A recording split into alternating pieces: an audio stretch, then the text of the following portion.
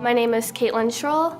I'm 18, and my project is about bats. They're little flyers but big helpers, and I work to address the public about the decreasing bat population in our area, especially now with the white nose syndrome, which is a fungus that grows on the bat's nose, and it's killing bats, and it was confirmed here in Wisconsin last April. So I wanted to do something about that, and I also built bat houses and released plants to different organizations. My inspiration for the project came from when I was younger.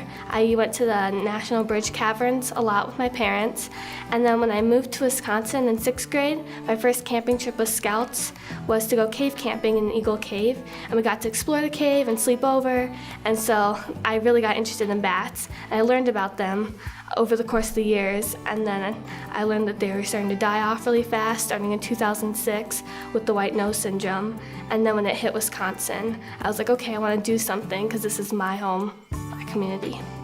So at the presentations, I kind of followed the same format for both. So what I did was I started off with a presentation where I had displays that showed the forest and had a bunch of trees, and they're all like Velcro things, and I took them off and said, like, when humans moved in, we started building roads and stores and houses. And then I showed the girls, I was like, so what happens when we move in? Where does the bats' homes go? And so then that's where the bat houses came up, that you can build bat houses to help them live equally in society. And then we played an echolocation game, which I had them all sit around in a circle, and there's like a bat and a mosquito, and the bat was blindfolded because they used echolocation, and the mosquito could only clap their hands, and so they had to try to find each other. And then we did a lot of arts and crafts, so I had them make a bat out of a brown paper bag, and I had everything cut out, so they just had to glue it on. And then we did white nose syndrome with little cotton balls around it, and we had bat facts posted on the back.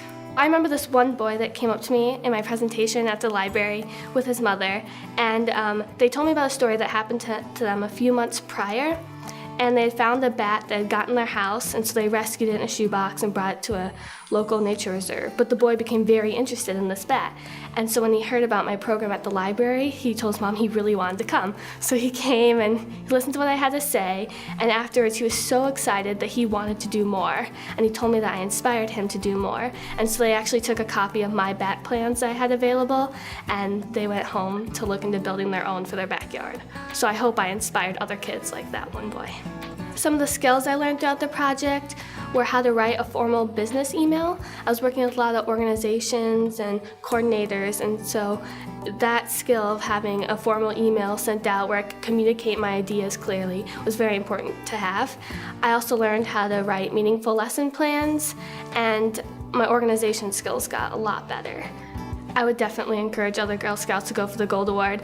It is a lot of hard work, but you learn a lot about yourself throughout the process. There's a lot of life lessons, and it also shows you how much one person can do and the impact they can have.